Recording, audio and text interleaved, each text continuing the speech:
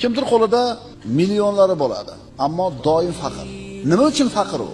Millioni bor u, sababi bor. Sababi nima edi? Kambag'al bo'lib qolishlik xavotiri bor. O'shuning uchun kambag'al. Eslang, 10 ming dollar bo'lsa yetadi degansiz. 10 ming dollar bo'ldi. Yetdimi? Yo'q, yana 10 ming yetmadi. Endi 20 ming bo'ldi pulingiz. Endi 50 ming yetmadi. Ha? Tanish manzarami? Eshitganmiz-ku shu gapni gapirganlardan. Qo'lida millionlagan puli bor odam agar Allohga faqir, Allohga muhtojligini tan olmasa, doim faqir bo'ladi. Nima uchun?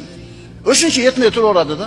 Bunaqa odamlar kambag'al bo'lib qolmaydi degan g'am sababli kambag'al bo'ladi. Bunaqa odamlar kasal bo'lib qolmaydi deb qo'rqqanidan, xavotir olganidan kasal bo'ladi. Payg'ambarimiz aytganlar: "Anta min xawfil faqri fi faqri."